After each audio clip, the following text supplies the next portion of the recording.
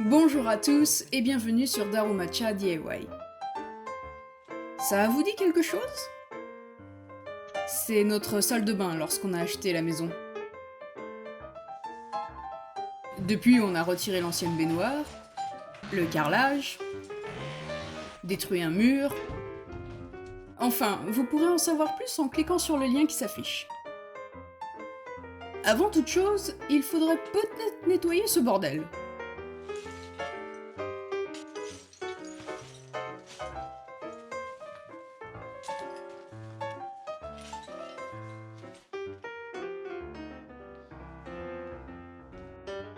Bon, laissez-nous vous expliquer ce qu'on voudrait faire. Voici notre salle de bain actuelle. Nous avons agrandi la pièce en détruisant un mur. Et ça, c'est l'objectif qu'on aimerait bien atteindre.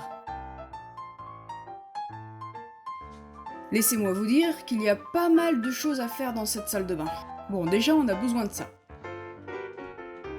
Le sol dans ce coin est un petit peu trop haut. Et du coup, faudrait le remettre à niveau. Ah oui, il y a aussi ce truc là. Un trou avait été fait dans le mur pour faire passer les tuyaux de la baignoire. Et nous, on va le reboucher avec ce parpaing.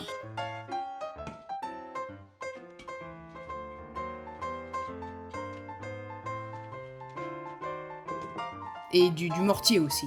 Il paraît que c'est utile.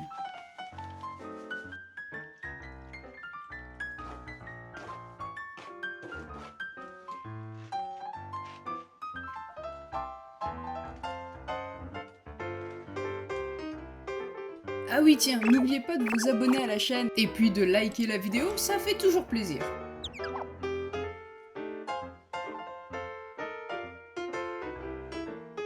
On revient à ce trou, mais ce coup-ci à l'extérieur de la maison. Ouais, c'est ça, fais-le bien, hein. Bon, je pense que ça devrait le faire. À l'intérieur, ça a l'air d'être pas mal aussi. Aujourd'hui, on va se focaliser sur le sol de cette salle de bain. On s'est dit, pourquoi ne pas mettre du parquet? Retirer tout le carrelage... Bon allez, je vais pas vous le cacher, c'est chiant et on n'avait pas envie de le faire. On s'est dit, pourquoi ne pas créer une nouvelle structure du sol directement sur l'ancien? Ce qui nous permettrait en plus d'avoir le même niveau que le reste de la maison. Il est vrai que l'on a hésité un petit moment à savoir si on voulait faire une salle de bain plutôt à la japonaise ou à l'occidentale. Au Japon, c'est la salle de bain tout entière qui devient mouillée après s'être lavée. On y trouve toujours une douche et une baignoire dans cette même pièce. Prendre des bains quotidiens fait partie de la culture japonaise. Mais en ce qui nous concerne, on a plutôt opté pour la douche, ainsi que de séparer la salle de bain de la douche. En d'autres termes, on part sur une salle de bain occidentale. Là, on a besoin de l'alien. L'alien, c'est le nom de cet outil. Alors ici, on vient rajouter un morceau de bois, sinon on ne pourra pas fixer correctement nos colonnes.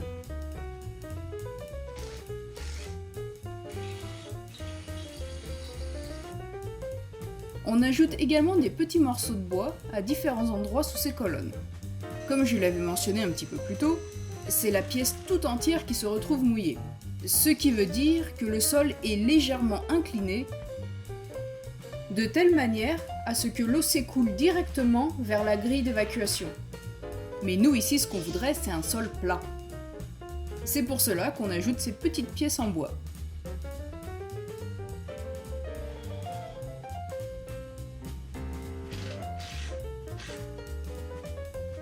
On n'oublie pas de passer un petit coup de ménage, hein.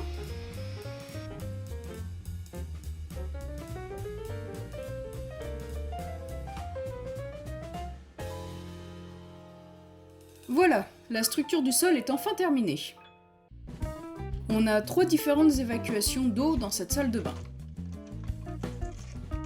La première, celle-ci, servait à évacuer l'eau de toute la pièce. On va le condamner avec ce petit bout de caoutchouc. Nous n'en aurons plus besoin. La deuxième était anciennement utilisé pour la machine à laver.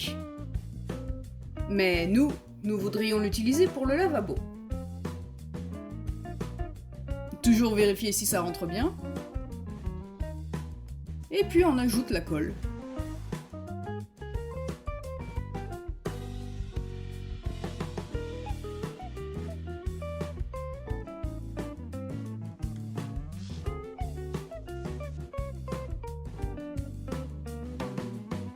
Et enfin, la dernière était pour la baignoire.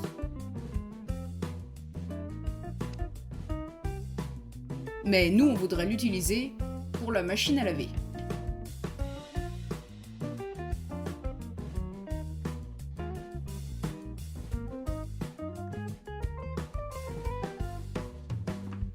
Et comme le tuyau est un petit peu trop bas, eh ben on va rajouter une petite extension.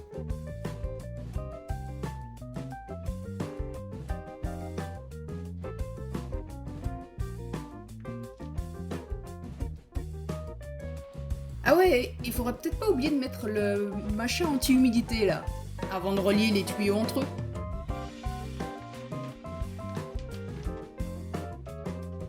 Bon, d'habitude on utilise du charbon pour caler la feuille.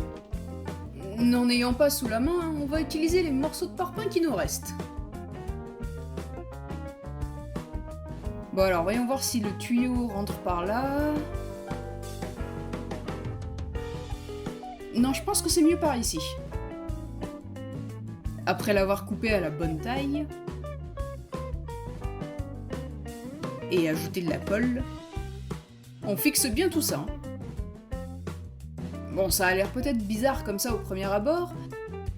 En tout cas, moi c'est le sentiment que j'avais eu au début. Mais au fur des rénovations, ça commence à prendre sens. On a oublié une autre étape importante. Qui dit rénovation avec du bois, dit n'oublie pas d'appliquer le produit anti-termite. Et voilà, une belle étape de terminée. Là, il est en train de poncer le parpaing. Ce que vous voyez là, c'est l'entrée de notre future salle de douche. Ouais, le trou géant dans lequel il est, bah c'est la douche. Enfin bon, un jour, je l'aurai ma douche. Ah, l'isolation.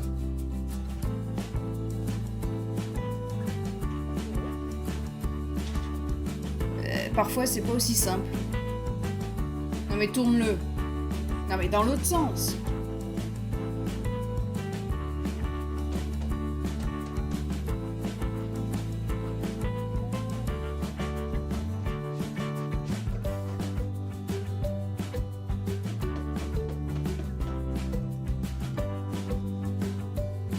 Fini.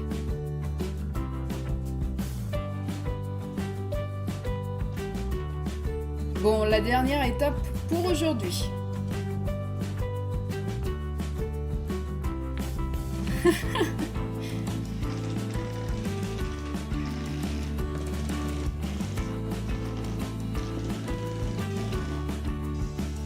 Pour la deuxième planche, on a besoin de faire 2 trous. Bah oui, pour les tuyaux qu'on a ajoutés tout à l'heure.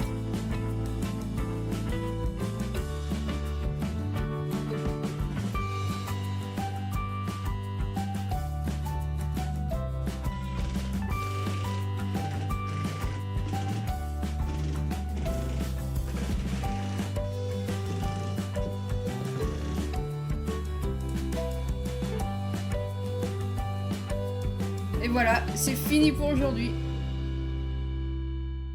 Dans un prochain épisode, je vous mets quelques petites images au hasard de différentes rénovations. Allez, je vous dis à la semaine prochaine et n'oubliez pas de vous abonner.